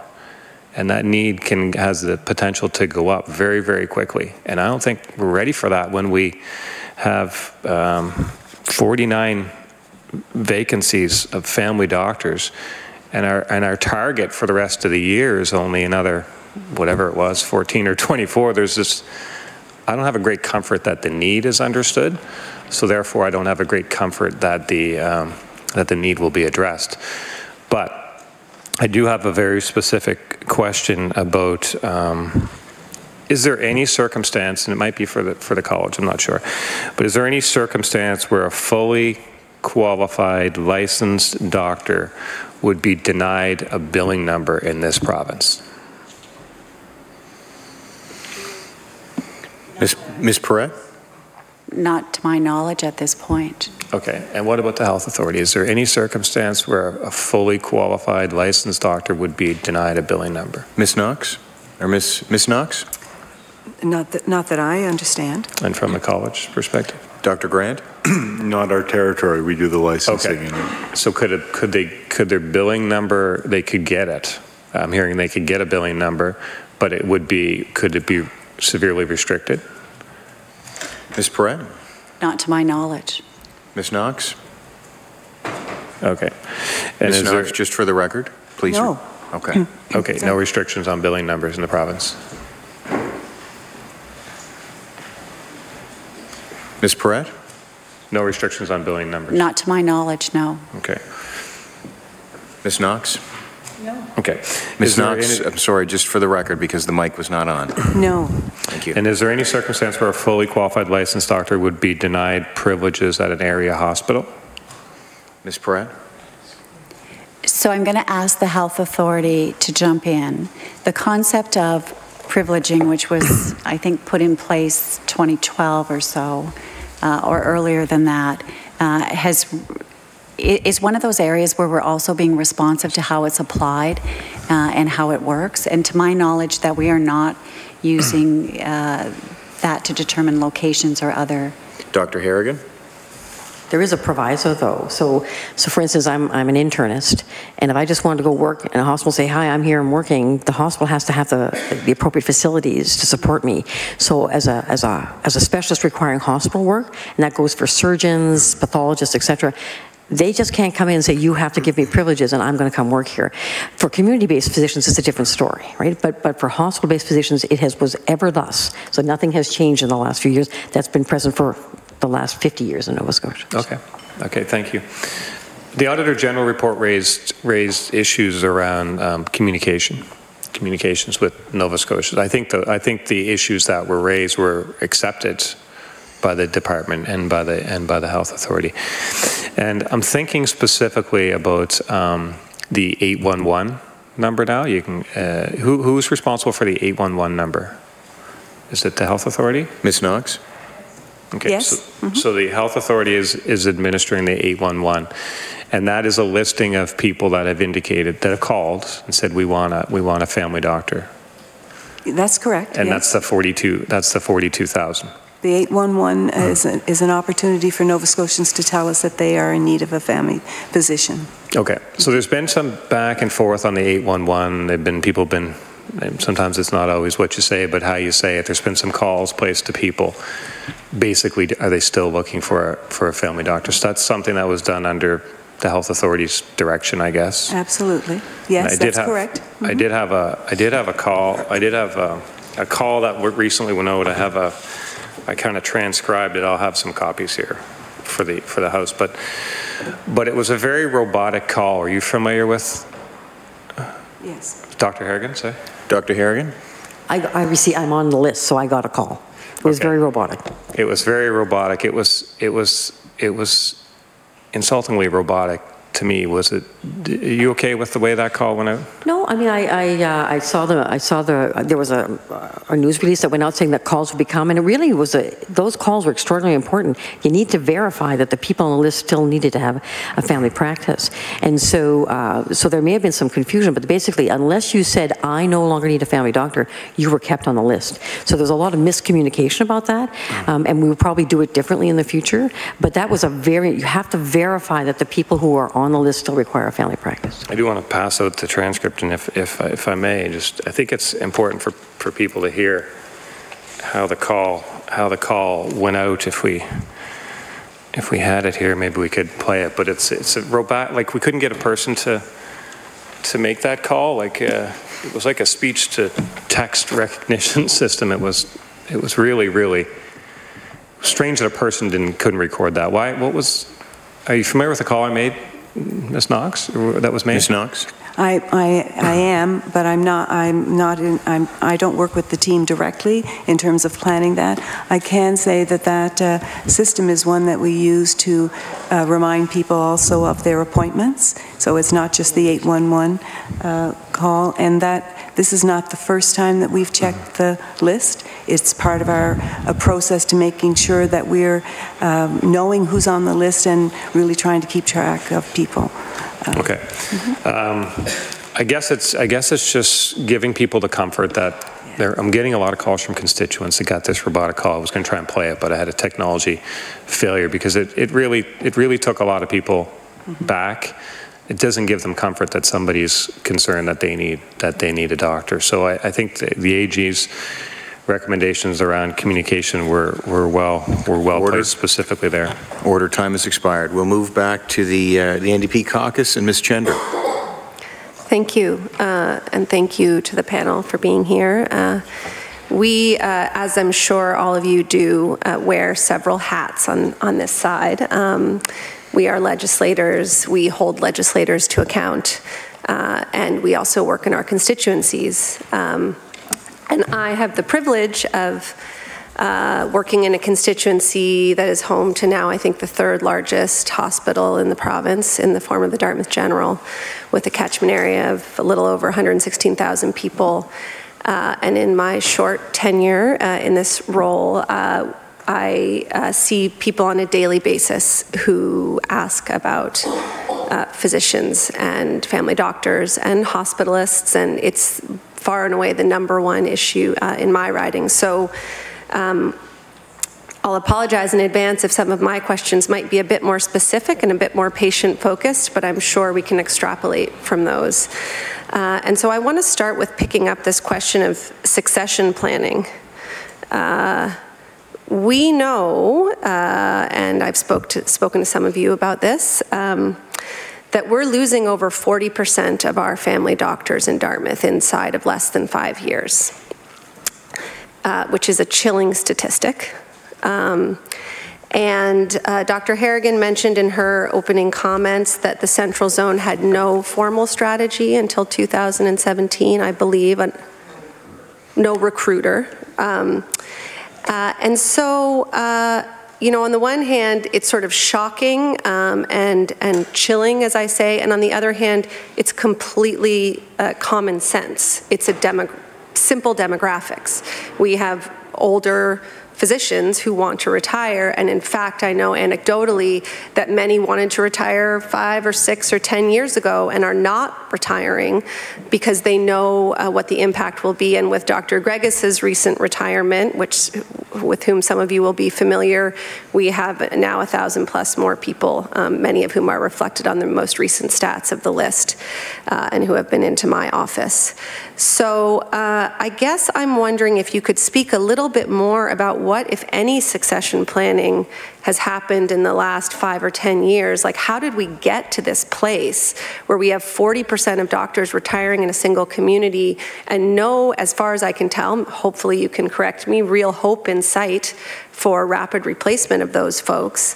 You know, why didn't we recognize this earlier? I guess that's my first question. and I'm not sure who it should be directed to, whether it's the health authority or the department. Ms. Knox. Or Dr. Gibson.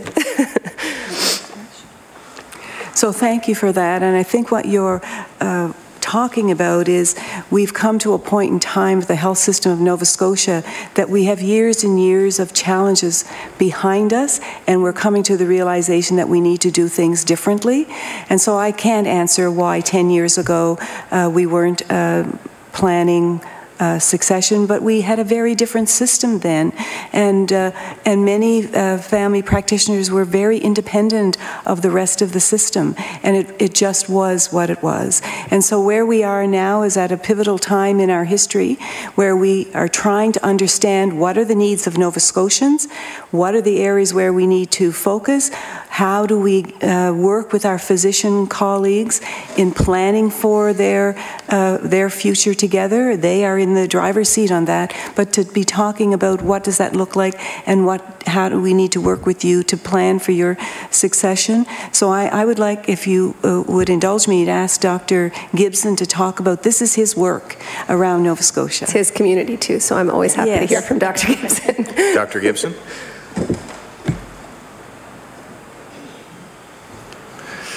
So yes, I think that actually, it's a really interesting question, and why was it the way it was 5 or 10 years ago? This actually highlights the importance of having a single health authority and the work that we're doing. So 5 years ago, I was the chief of family practice for Capital Health. And at the time, physicians in the community, in their offices, did not have to be credentialed. So we didn't know actually how many family doctors were out there in the community because they were independent business people practicing in offices that they were responsible for creating and operating. And they came and went as they chose to. And when it came down to matters of recruitment, it was entirely their responsibility as independent business people to do that. And as a health authority, we had no responsibility over them and no ability to help them or to ask them to do anything. So on the occasions when I went to people and said, would you like some help with recruiting for your practice? The almost universal answer from the doctors 5 years ago would have been, no, that's our business, stay out of it. Now, we're in a much better position because they are credentialed. So to Mr. Houston's earlier question, yes, I do know the age of the doctors in all of the communities in Nova Scotia because they put their birth date on their credentialing form. And so we do know their birth dates, their ages, and we do know which communities face larger numbers of people that are approaching retirement. But you cannot assume with physicians that they're going to retire at the age of 50 because, or 65 or any other age. They just retire when they want to, and a lot of them work till they're 70 or 75 by choice. So now we're in a situation where, and we've gone through this process of approving vacancies, so now when they're going to depart, they tell us that they're going to depart. And the good news is that now they're telling me they're going to depart in 2019. So we're getting ahead of it in the sense that I know somebody's going to leave or planning to leave or well, that's a whole practice that's going to close in 2019 is my understanding. So then we're into the question of, okay, we know there's a practice, and the question is, and we are helping with the recruitment. And then you get into the question of, so what are the practices in the community and what happens when you take a candidate out to a given practice to have a look at that practice, and what's the messaging they get when they're in that practice. And sometimes that's quite interesting, either the messaging from the community or the messaging from the colleagues in the practice or the messaging from the management of the practice. So it speaks to this earlier conversation about it takes a community to recruit a doctor, and sometimes as a health authority we're saying we'd welcome you with open arms in this community, and it's quite interesting the message that the doctors get when they actually go and look at a practice, what their colleagues in the practice would tell them, which explains some of the challenges. Yeah, no, I appreciate that, and I'm only moving along because I have a limited period of time and there are a few other questions I want to get to.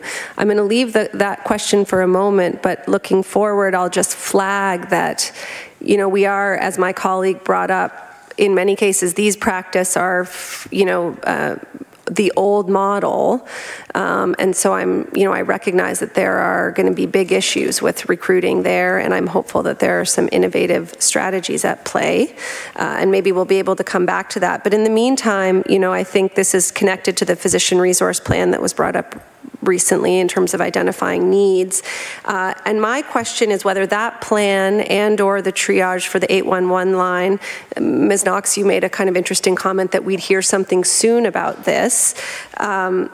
Does it take into account the needs of the folks on that line or the needs of the folks in a community? So I'm asking two questions, but they're a mirror question.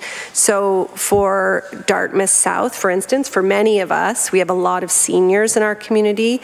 We recently had a situation where we found out about a new doctor that was accepting patients, and we keep a list, and we called every single person on the list in our office and said, this doctor is taking patients. He didn't accept many of the people who had been in our office, because the people who come to us are the people who have really hit the end of the road and are looking for any resource they have, and their health needs were too complex. So I'm asking about seniors with complex health needs. I'm talking about people living in extreme poverty who may have multiple other challenges. I'm talking about pregnant women and women who are in need of prenatal care. Are we triaging those folks either at a community level or at a kind of that 42,000 need a physician level? I'd love any answers to those questions. Ms. Knox? Well, I can start on the physician. Okay, all right. Ms. Perret. So there were several questions there, and I'll just start with your question specifically about the physician resource plan and whether it takes that information into account, and the answer is yes. It looks at population health. We've got very good information on population health status throughout the province, and that's absolutely taken into account. Thank you. Ms. Knox. So your question about the people on the list, they're of great concern to us. And the list as we have it is just that they need a physician and we don't know who they are. So we are working with the department to see what are our options in terms of what we can do there. But we are both very concerned about that and that's the transition of getting to where we have access in local communities for Nova Scotians. We have to deal with this population now, and we need to look at different strategies. So innovative, creative, different strategies that will get to those needs. Thank you. I also want to ask about what those 100,000 people or 42,000 people, or in my case, several thousand people and growing, are meant to do when they require the services of a family doctor and they don't have one. And I'm not talking about having a kid with strep throat, which I have a lot. But because, there are ways to triage those things. But I'm talking about, when the Dartmouth General Pain Clinic closed, I have an elderly constituent who was told that she needed to go. She had been a patient at the pain clinic. When someone finally returned her phone call after she saw on the news that it had closed, she was told she needed to go back to her family doctor to get a referral to the QE2 pain clinic. Now, luckily she had one, but if she didn't, what would she have done? But because I have limited time, I'll also just mention the other things that have come through all of our offices, which is people who are applying for income assistance or disability support, people who are applying for CPP disability. The list goes on of, tasks that I know are challenging for family doctors at the best of times to be able to complete. Nonetheless, those are still things that we require of family doctors. Are there provisions being made for patients so that they can find those services in another way until we fix this situation?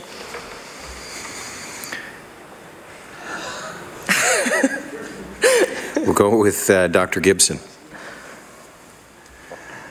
Those are very important issues, and you raised a couple of different issues in there. One is the issue of medical care. You've quite properly said that when people have acute issues, there are options for them to get their acute care. It's important that people have chronic issues and get their chronic issues looked after, and that's the conversations that we're having with the Department of Health around, what are the options for those people.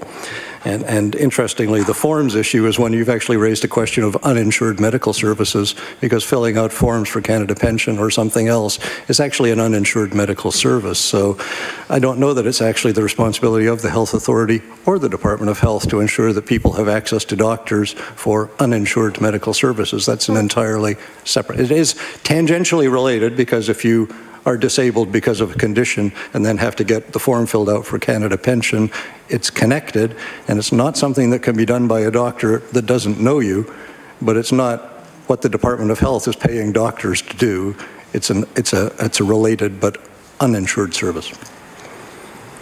Thank you. That's very interesting. So maybe there's some other department we'll ask that question of in the future. I guess I have only a few seconds left, but if Dr. Gibson, maybe you could speak to how we're going to fill those 50-odd vacancies in Dartmouth. I'd love to hear your thoughts. Dr. Gibson. So we have the recruiter on the ground, and she is actively, interviewing or meeting with candidates and touring them around and showing them the vacant practices where we've got good information about the practices and what those opportunities look like. As alluded to, we need to find a way to work more closely with the community to present Dartmouth as an attractive place to practice. I think that Dartmouth in particular is kind of the demographic thing. It just happens because of a variety of circumstances. A large number of doctors are hitting retirement age at the same time. And so we are faced with that. It is generally an attractive place to practice. Been doing it for 35 years myself. So we should be able to fill the vacancies. We are having success filling vacancies in a variety of locations in Central Zone. Order, I'm sorry, time has expired. We'll move back to the Liberal Caucus and Mr. McKay.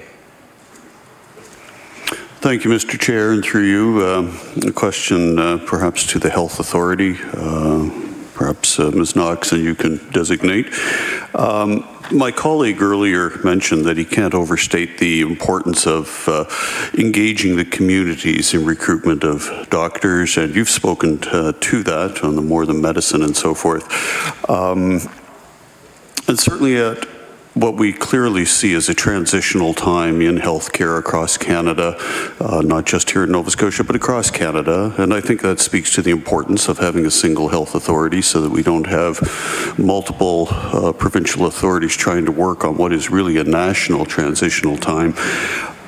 But on the local level, which we as MLAs operate at, and we are amongst the boots on the ground in the local areas, I'm wondering what advice you could give us as MLAs to help work with the health authority and our local communities to ensure that our communities' voices are being heard and reciprocally that the health authority is being heard in the communities. So if you could speak to that, I'd appreciate it. Thank you.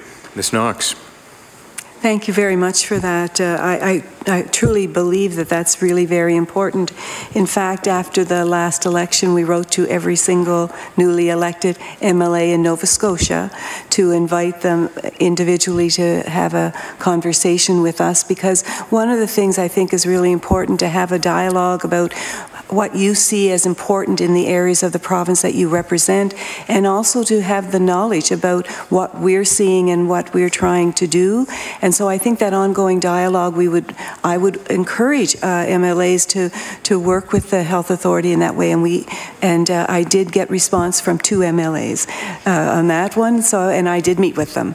And so I really open to that. The other thing in terms of working with local communities is to really be encouraging them to communicate with our local leaders in the area. So we're working with our site leaders and our zone leaders to really help them create a communication lines with local communities, and where opportunities exist to encourage citizens to participate on advisory groups, where that's happened, it's been really, really successful. So it's everything that we can do together to encourage citizens to be fully participating and voicing. We need to hear the voice of the citizen, and I offer to all of MLAs, we want to hear from you, and we are willing to spend time with you to talk about what we're seeing and what we're trying to accomplish together.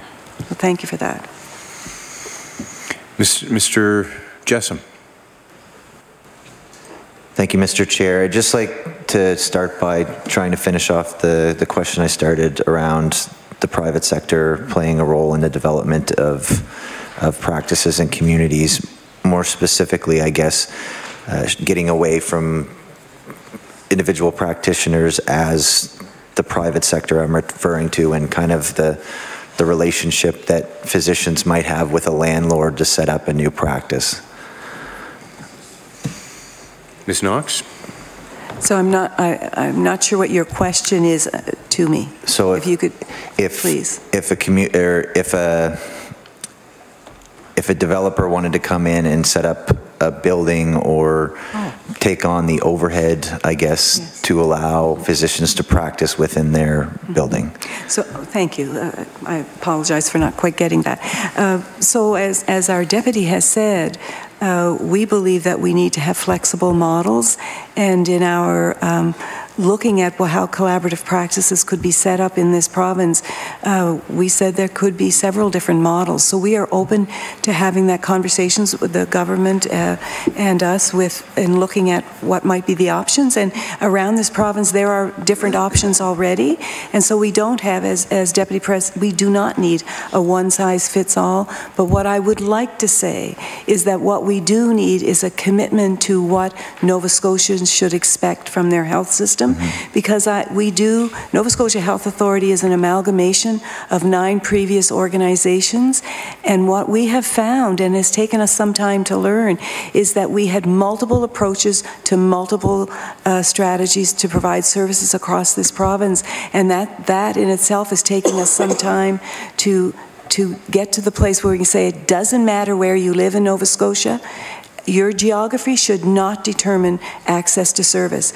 Access to service has to take into account your geography, but as my colleagues are saying here, the standard of service has to be the right standard for all Nova Scotians. So we can have multiple players. What we need to agree to is that Nova Scotians deserve the very best system that they can have, and we have to find ways to bring that system to them. Okay, thank you for that response.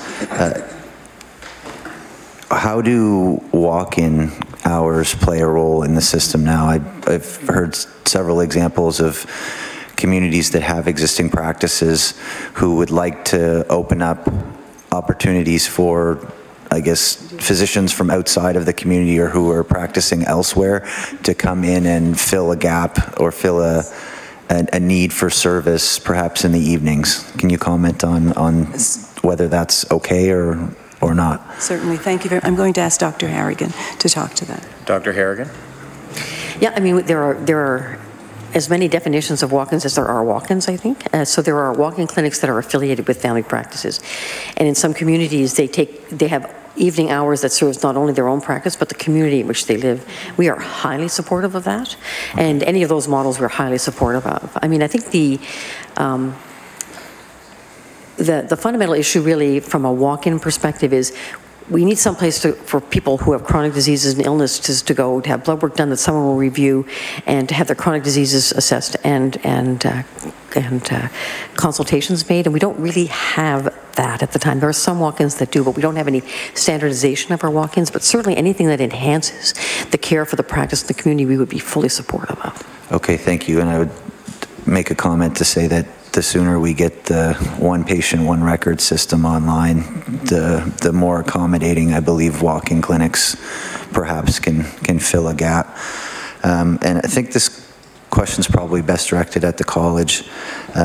My colleague kind of referenced there's a group of Nova Scotians out there who are more higher need, chronic conditions, pregnant women. There's been an acknowledgement that we have to find a way to better understand the intimate needs of the patient who is on the 811 list. My colleague made a comment, and I think that I would say that it's consistent with some of the things that I've heard as well with respect to physicians kind of triaging and deciding to accept or not patients that are perhaps of higher demand. What obligations do physicians have, or what responsibility do physicians have based on the college's standards to accept patients when, you know, they're dealing with someone of high need? Dr. Grant. The college has a standard. A standard is a mandatory document for physicians which outlines the process for accepting new patients, and it can't be done on a discriminatory basis. So it aligns with things in the Human Rights Act, and as well, the standard outlines that the default process is first come, first serve,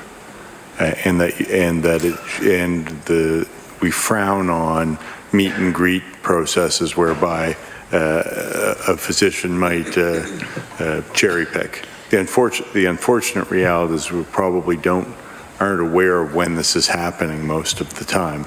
But the standard, the preferred method is first come, first served. Avoid meet and greet. No discrimination of accepting new patients for a number of on a number of bases. Again, aligned with the Human Rights Act, but also, unless there's extraordinary. I would say unless there were extraordinary medical conditions that was really outside the scope of practice, then I would say first come, first serve. And I'm happy to share. It's available on our website. We have a standard that. Okay, and just to wrap up my line of question briefly, what consequences are there for physicians that don't follow that practice? Well, there's formal and informal. The formal process of the college is one of the core responsibilities we have, which is to investigate complaints and discipline accordingly. More often than not, on occasion when I do hear of this, I'm able to reach out to the doctor, give the doctor a copy of the standard, and have the doctor aware of his or her responsibilities. Most often I don't hear of this by way of a complaint. I hear of it in the coffee shop or in the grocery store type thing. But our standard is very clear. Okay. And our standard is in keeping with standards across the country. And I think Ms. Chender saw me breaking out in a non-specific rash when she described. So that meet and greet process is a delicate thing. Okay, thank you. To my colleague from Claire Digby, please. Okay, we're going with Mr. Wilson. Thank you, Mr. Chair. I believe I have about 3 minutes. Yes, you have until 10:54. So I'll ask very quickly if we could, in summary, we've heard a lot of information on recruiting, who recruits, roles and responsibilities. Could I ask each one of you, just within a 20 or 30-second blurb for each of you, to tell me what your role and responsibility is in a nutshell? I'll start with Department of Health. Ms. Perret. So as I said in my opening remarks, the department's the policy arm of the system. It's the funding arm of the system, specifically responsible for compensation. So in this context, it's our obligation to look at compensation systems that are competitive and that work for both providers and, importantly, for the public. And as the policy arm, we want to set strategic direction. So we want to remind people that this is an all-in effort. Ms. Knox.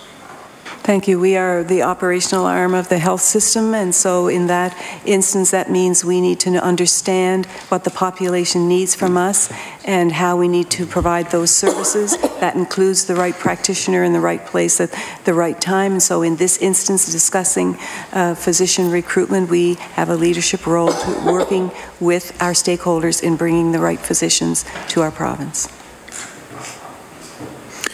Dr. Grant. Our role is anchored in patient safety. Our primary responsibility is to license only competent and qualified physicians. Our secondary role is to do that licensing in a way that supports, enables those on the recruiting front end and create a welcoming process for potential candidates. But the decision as to license or not to license, which is ours alone, is rooted in patient safety. Thank you. Just quickly in closing, and I hope I can get a comment from somebody on that.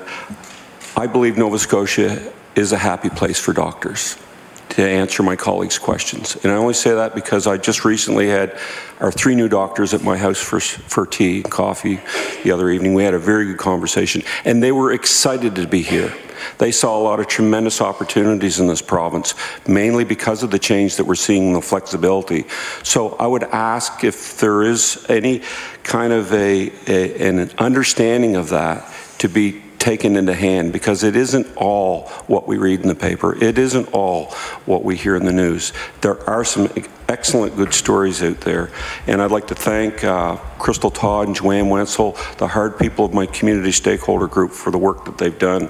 So I didn't get a question out of that, but I do want to thank you again. Order. Time has expired, and we have about 60 seconds for each to provide a closing comment. Ms. Perret, we'll start with you. Again, I thank you very much for the invitation to be here. We can't stress enough that this is an important discussion. It's a discussion that needs to continue beyond this chamber, and we're happy to be part of it. Thank you. Ms. Knox. Thank you very much for the opportunity. I want to say to all of you, I feel very encouraged that we were having this conversation today. This is a very, very important issue for all Nova Scotians, and to your very intuitive and interesting and thoughtful questions. This is what we need to have this conversation, so I can't thank you enough. Dr. Grant. I consider the college to be a public-facing organization. I've welcomed members of all parties in my office at any time. The only thing I want to avoid is that people misunderstand our processes. So if you leave here unsatisfied with what you've learned from me today, please reach out to me directly. I'll buy the coffee. Thank you. We don't have any, the only committee business we have relates to our next meeting, which is on January 10th. That meeting will be with the Departments of Business and Labour and Advanced Education to discuss funding Ocean Innovation Centre, COVE, Centre for Ocean Ventures and Entrepreneurship. With the recent retirement, or the upcoming retirement of Deputy Minister Murray Coolican, we do not have a deputy to come in for that meeting.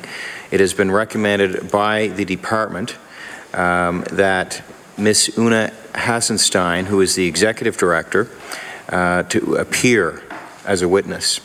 Would members be agreeable to her coming in instead of a Deputy Minister? All those in favour, please signify by saying aye. Those opposed? The motion has passed. Our clerk will make note of that. So our next meeting is January the 10th. And is there any further business to come before the committee? Hearing none, this meeting is adjourned.